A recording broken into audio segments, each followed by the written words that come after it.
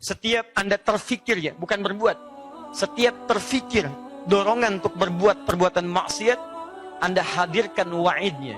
Wa'id itu ancamannya. Kira-kira apa yang bisa didapatkan jika melakukan perbuatan seperti ini? Contoh, gosip.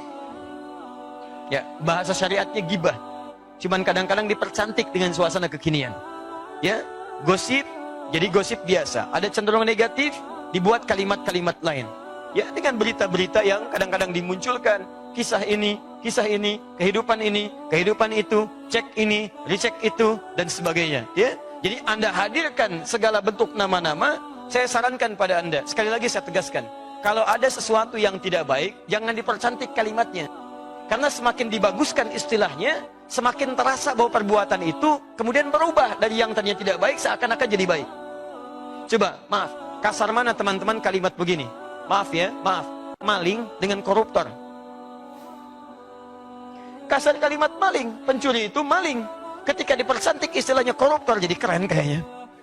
Padahal antara yang ngambil ayam dengan yang ngambil uang banyak sama-sama maling juga. Bahkan yang ngambil uang lebih banyak tuh lebih parah dibandingkan dengan yang mencuri ayam. Kenapa pencuri ayam yang kecil, yang juga salah dia, disebut dengan kalimat yang kasar? Pencuri yang banyak-banyak disebut dengan kalimat-kalimat yang halus. Sehingga dengan halus itu seakan-akan jadi biasa perbuatan itu.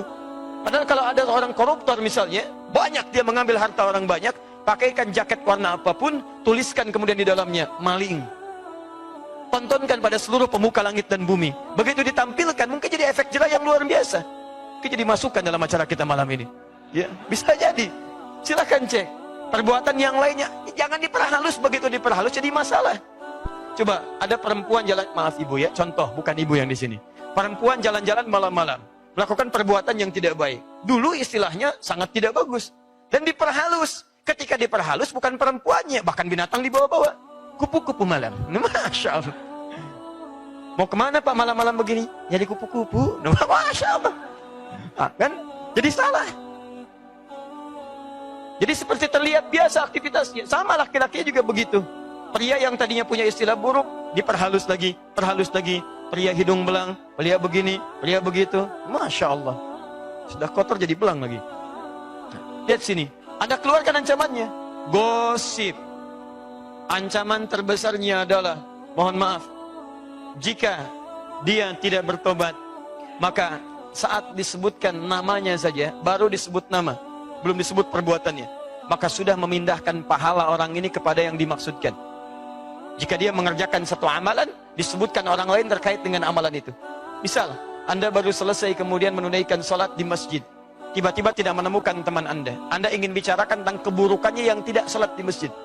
Tahu nggak kamu si fulan? Baru disebutkan si fulan, belum disebutkan kemudian perbuatan-perbuatan berikutnya.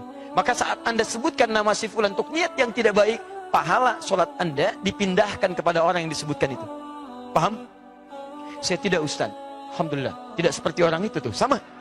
Di saat Anda sebutkan orang itu, pindah pahala Anda pada orang yang dimaksudkan. Jelas ya? Baik. Jadi resiko pertama ketika Anda sebutkan baru disebut namanya, sudah pindah kemudian pahala kebaikan pada orang dimaksudkan. Resiko kedua, semakin Anda sebutkan keadaan yang Anda ingin bicarakan keburukannya, mohon maaf ya, misal sebutkan sifatnya, sebutkan kejelekannya, sebutkan kebiasaannya, maka setiap kalimat yang terangkai di lisan Anda itu akan dibentuk gambaran orang yang tadi dimaksudkan dalam bentuk bangkai. Dalam bentuk bangkai. Jika Anda tidak bertobat, maka hukuman bagi Anda di akhirat nanti dimasukkan ke dalam neraka, diminta memakan bangkai gosip yang tadi disebutkan dalam setiap kalimat-kalimat Anda. Itu poinnya. Jadi kalau Anda ingin menyebutkan nama orang lain dan membicarakan keburukan-keburukannya, saran saya, coba Anda renungkan dulu resikonya. Begitu Anda ingin sebutkan si fulan, amalan Anda akan pindah. Begitu Anda akan jelek-jelekan si fulan, maka Allah akan membuat rupa dari orang yang dimaksudkan, dan pada suatu saat Anda akan diminta memakannya bila Anda tidak bertobat dalam kehidupan. Dan sekarang, sarana untuk yang ini saja sudah sedemikian lekat dalam kehidupan kita. Di handphone, Anda bisa melihatnya. Maaf, di TV, Anda bisa menyaksikannya. Di radio, Anda bisa mendengarnya. Di majalah, ada bahkan lekat dalam kehidupan kita. Naik pesawat, ada majalah. Di kendaraan khusus, ada majalah. Di jalan-jalan, ada majalah. Bahkan luar biasanya, Anda mau lewat, di Videotron, ada gambaran. Di gambar-gambar luar, ada peluang. Perhatikan betapa banyak jebakan-jebakan dalam kehidupan yang tidak sadar kita. Banyak resiko yang bisa kita dapatkan dalam kehidupan. Paham ya?